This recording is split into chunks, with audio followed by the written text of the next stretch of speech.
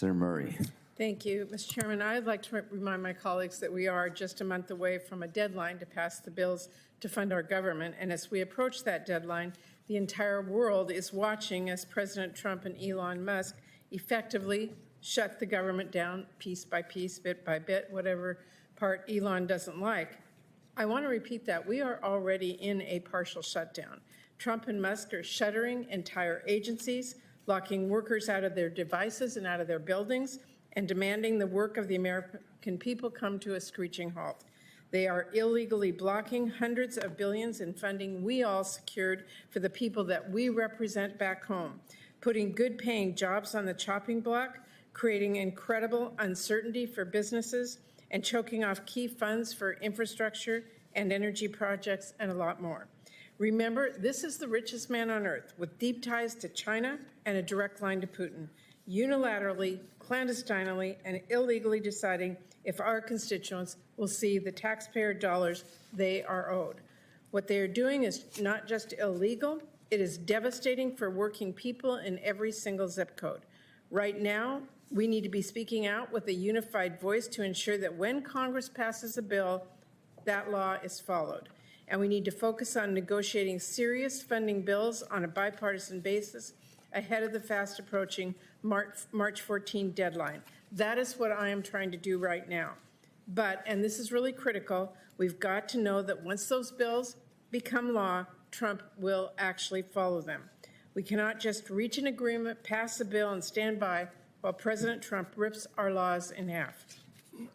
There is a serious bipartisan path forward for our country, but it is one where Congress works together to avoid a shutdown, stops the de facto shutdown that is already happening, and reasserts its authority to protect the funding that our communities need.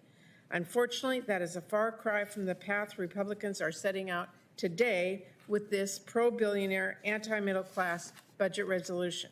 Let's be clear, the chairman's march doesn't just accept but doubles down on what Trump and Musk are doing, adding both another distraction from the urgent bipartisan work that needs to happen to fund our government and a roadmap for partisan policies and absolutely painful cuts to programs families count on each and every day. Republicans are going down this partisan path because they know Democrats are not going to join them in throwing Medicaid, nutrition assistance, and veterans benefits into the wood chopper so they can throw more tax cuts to billionaires. Make no mistake, this budget resolution is the DOGE resolution, as it assumes the staggering amount of $1 trillion in unspecified cuts in 2025 alone and $9 trillion over 10 years. Where do we think that those sorts of dramatic cuts are going to come from? SNAP benefits that keep kids from going hungry, public schools, community health centers, life-saving medical research.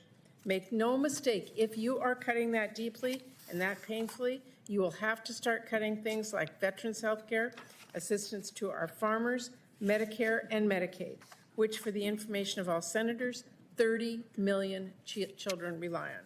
There's just no other way to make these numbers work, especially when we know that this is just step one in the plan, and step two is more tax breaks for billionaires and massive corporations.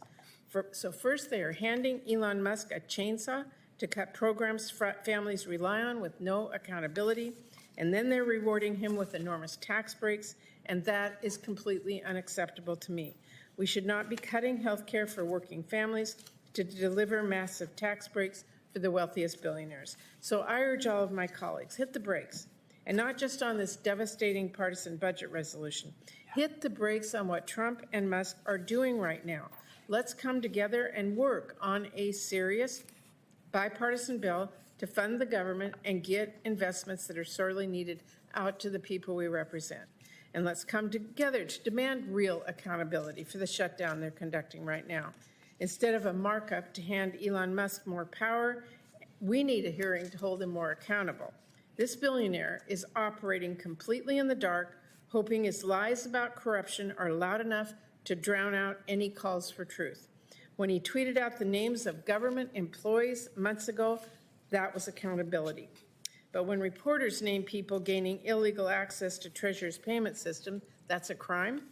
He gets to look at all of our most sensitive data but no one gets to look at what he is actually doing. That cannot be the standard. So when are we going to have a hearing with the people who are illegally firing workers who protect families from scams, illegally canceling grants to community health centers, illegally freezing funds to rebuild your local highway, illegally shutting entire agencies that keep our country safe, and now this plan, outsourcing $1 trillion in cuts for this year alone?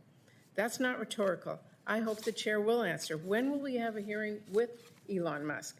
He seems to be central to this budget plan, but no one, at least no one on our side of the aisle, has heard from him. No one.